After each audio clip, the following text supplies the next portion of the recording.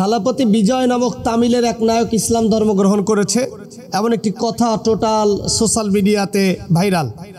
বাস্তবতা হচ্ছে আমরা দেখেছি ভিডিওটিতে যে একজন তামিল নায়ক যিনি মুসলমানদের সাথে রোজা করেছেন, ইফতার করেছেন এবং মুসলমানদের সাথে মাগরিবের সালাত আদায় করেছেন এবং মুসলমানরা যখন ইফতারের আগে মোনাজাতে বলছিলেন লা ইলাহা ইল্লাল্লাহু মুহাম্মাদুর রাসূলুল্লাহ, তখন তিনিও এই সাথে কালেমা পড়েছেন।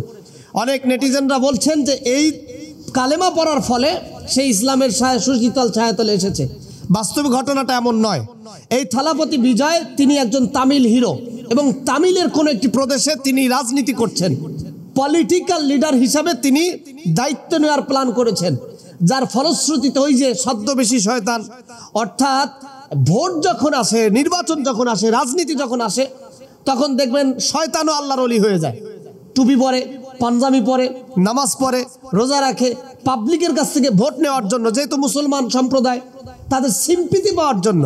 আমাদের বাংলাদেশে যেমন তারা বিভিন্ন ধরনের সুকৌশল অবলম্বন করে, ঠিক তেমনি থালাপতি বিজয় এই তামিল হিরো তিনিও মুসলমানদের ভোট পাওয়ার জন্য ইফতার মাহফিলে অংশগ্রহণ করেছে এবং আশ্চর্যজনকভাবে মুসলমানদের সাথে নামাজ পড়েছে।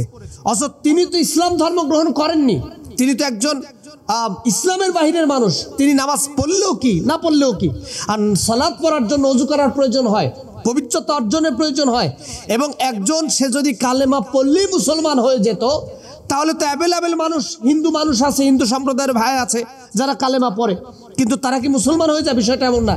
মুসলমান হতে হলে আপনাকে দিল থেকে বিগত দিনের সমস্ত ধর্মজাতিক জীবন ব্যবস্থাকে বাতিল করে দিয়ে আল্লাহ সুবহানাহু ওয়া তাআলার প্রদত্ত জীবন ব্যবস্থায় একক গ্রহর চিন্তায় ফিরে আসতে হবে এবং দিল মন থেকে আপনাকে আল্লাহ সুবহানাহু ওয়া তাআলাকে রব ঘোষণা করতে হবে। যে আমরা যারা মুসলমান, আমি মাঝে মধ্যে বলি মুসলমানরা একদল আছে বাপের ছেলে বাপে মুসলমান, আর আরেক দল আছে বাস্তবে মুসলমান। মুসলমানেরও দুটি ভাগ, অর্থাৎ একদল গতানুগতিক মুসলমান, মানে আমার বাবা মুসলমান ছিল, আমি মুসলমান, নামাজ পড়া লাগবে তাই পড়ি, রোজা রাখা লাগবে তাই রাখি, ইফতার করা লাগবে তাই করি, কিন্তু নামাজে তার মন নাই, রোজায় তার মন নাই, ইফতারিতে মন নাই, আল্লাহর হুকুম আহকাম নির্দেশ আদেশ নিষেধ কোনো কিছুতে তার মন নাই, এমন মুসলমান।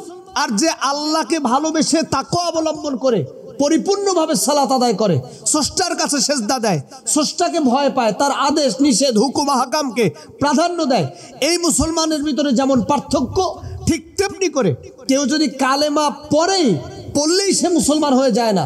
এবং যে সকল ভাইরা আবেগে আলহামদুলিল্লাহ লিখে ফেসবুকে স্ট্যাটাস করছেন, আপনারা একবারও কোনো তথ্য যাচাই বাছাই ছাড়া নিজের মতো করে যে প্রকাশ্য আপনারা মানুষের কাছে প্রচার করেন, আল্লাহ তাআলার ভয় কি কোনোদিন আপনাদের মধ্যে ঢুকবে না? একটা তথ্য যাচাই বাছাই করা ছাড়া কোনো মুসলমান তথ্য প্রচার করতে পারে না। মুনাফিকরা এটা পারে, মুসলমানরা পারে না।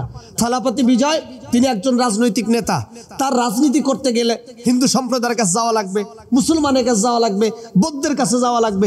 সে যেমন মুসলমানের ঘরে বসে ইফতারি করেছে, সালাত আদায় করেছে, বৌদ্ধের কাছে গেলে সে তো বৌদ্ধের প্রকটারে সেজদা দিবে, এরকম নমস্কার করবে, হিন্দুর ভগবানের কাছে গিয়ে দাঁড়াবে। এটা পলিটিক্যাল লিডারদের সিস্টেম। সুতরাং আপনারা যারা দায়িত্বশীল এবং বুদ্ধিমান মানুষ, মুসলমান নিজেদেরকে দাবি করেন, খবরদার এমন তথ্য ছাড়া, যাচাই বাছাই ছাড়া কোনো তথ্য প্রচার করবেন না।